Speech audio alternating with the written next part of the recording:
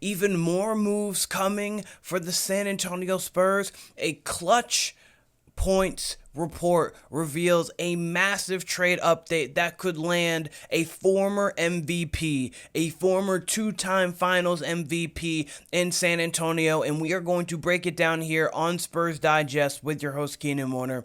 And if you guys haven't yet, make sure you guys take a spur of the moment to get every Spurs moment so you don't miss all the great content that Brian, Josh, and myself have going for us. Brian's doing a great job with pre-games, post-games. Josh is on every single trade, thought, talk, rumor that we have coming forth, and then I'm here as well. But without further ado, let's get underway. Next trade Spurs must make after De'Aaron Fox blockbuster. We obviously were able to completely hose the league, honestly, with this trade. We didn't give up really any big assets, which puts us in prime position to make moves going forward. And then we have this here, the San Antonio Spurs. I may be fixed towards a more fruitful future of a title contention, but they are not neglecting the here and now. This past weekend obviously puts their chips to the middle of the table. They get De'Aaron Fox to give Wemby an all-star caliber running mate. Of course, Fox elevate. We've already seen it. 24 points, 5 rebounds, 13 assists in the first game that he plays in the San Antonio Spurs uniform. The first time ever anybody for a Spurs debut has had 20 points in 10 assists. We already see the impact he has. Late game even.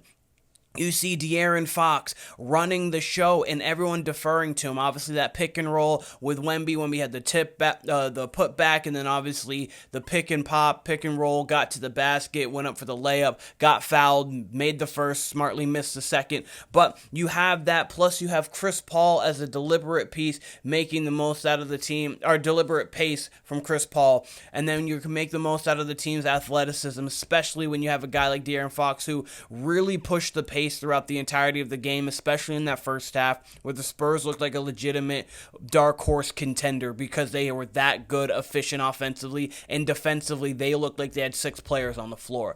But one thing that there isn't another major move for the Spurs to make, but they still have all the assets at disposal. You still obviously have Stephon Castle, who we love and we want to keep a hold of. You still have Devin Vassell. You still have Jeremy Sochan. You have all 3 of the Hawks picks, the swap in 26, the 25, 27. You've got the Mavs swap in 2030 now. They've got 6 of their next 7 first-round picks that they're able to trade or move off of. There's so many assets that the Spurs continue to hold in their cards while already having 2 all-star caliber players. But if they were so inclined, the Spurs could talk themselves into a trade for another all-star caliber player and truly expedite their contending timeline. It's not clear if that would be the wisest decision for them to make, but the option is there. Here's a bonkers trade idea. This is from Clutch Points, and the idea is this. Gregg Popovich has had a great deal of respect and admiration for Kevin Durant. And the deal would be Kevin Durant for Devin Vassell, Harrison Barnes, Malachi Branham, the 2025 Hawks pick, and then a 2031 San Antonio Spurs first-round pick. In this situation, you do get to keep Stephon Castle.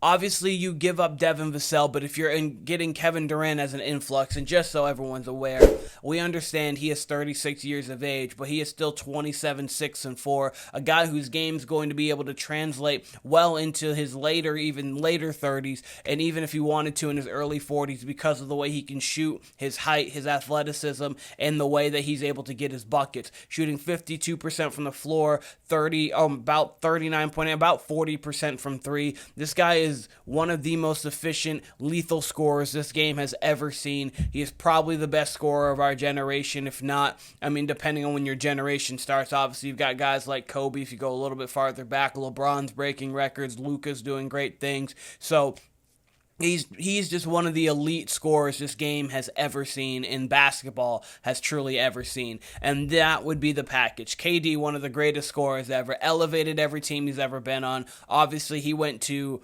got drafted by the Sonics, technically, then the Thunder take them to a finals. He wins an MVP in 13-14. Obviously, the falling out after the 3-1 series blown to the Warriors. He then goes to the Warriors. They have the greatest team ever assembled, the 67-15 2017 Warriors, and then they win 2 championships, go to 3. He obviously has the Achilles, goes to Brooklyn. We all know the history of Kevin Durant. Kevin Durant has had a wide history in this league. He's played for multiple organizations, and every time he has shown up, been a consummate professional, and has been able to go and get the job done.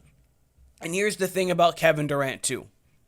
You don't have, in that trade right there, and with the Suns, they're eager to get off of him. They want something new right now. They really wanted to get Jimmy Butler to possibly pair with Kevin Durant and Devin Booker. They've had talks about trading Kevin Durant. They've had talks about trading Bradley Beal. The one guy they don't want to move is Devin Booker. Outside of that, they're willing to trade anybody. They have an aggressive owner who wants to get things done and wants to be on the more progressive. They want to push forward. And if that's the case, you can get a situation where the Suns get a little bit desperate and Kevin Durant could come to us on a smaller price tag. I do like Devin Vassell. I think Devin Vassell alongside this team, I think this team has everything they need to go out there and compete at a high level in the Western Conference. All they are going to have to do is ascend. Progress. Obviously, you've got Sochan, who's still 21, Wemby, who's still 21, Fox, who's 27. He is hitting pretty much the peak of his prime right now. Now it's just pretty much putting the games together and getting his resume there. Stephon Castle's 20. You've got a bunch of young talent and pieces. And in this case, you still get to keep that 2027 Hawks pick. Of course, you get rid of the 2025, but if you have a next 3 years of Kevin Durant, 2 to 3 years of Kevin Durant, De'Aaron Fox, Victor Wembanyama, Stephon Castle, 1 more year of Chris Paul off the bench. I understand Harrison Barnes has been good too, but again, the Warriors replaced Harrison Barnes with Kevin Durant, and we saw what happened. The Spurs replacing Harrison Barnes with Kevin Durant, we'll see what happens. I mean, we would see what happens, rather. But this kind of trade, the thing about it, too, is even if it's not Kevin Durant, there's going to be so many pieces and people down the line that the Spurs are going to have the opportunity to get because they had one of the best trades of, honestly, this decade, and you want to even compare it to the century, you can get that. They got a 25-6-5 guy, a guy who put up 24-5-13 in his first game ever in a Spurs uniform. They got him for Zach Collins, a contract that no one in Spurs organization and Spurs fandom wanted. Tre Jones, who was going to not be back on this team most likely after this season. City Cisco, and a couple picks that aren't going to truly matter all that much. They got an all-star for that. A perennial all-star for that. Like a guy who's a perennial all-star caliber player. They have so many assets that they can move. We could hold on to them and maybe play the long game. That is fine, but we are going to be in this position where Kevin Durant's going to come along, where young guys, older guys are going to want to come play with this roster. And we're going to have the pieces to go and get this. That is why this is such a big thing.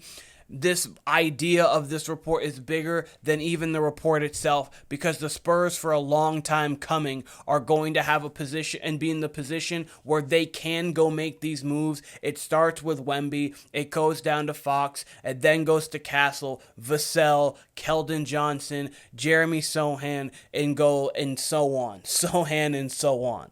But let me know what you guys think. Would you guys be interested at all in being able to trade some of these assets and get a star like Kevin Durant, or superstar like Kevin Durant, I should say, or a player of that magnitude, that caliber, or would you like to just see this team now just let it push, let it organically come? Possibly if we get something great in the draft, cool. If not, we just utilize those picks and possibly move on for some role players, a Cam Johnson style player. But let me know what you guys think in the comments. This has been Spurs Digest with your host Keenan Warner. I appreciate all of you guys, and I will be seeing all of you guys very soon.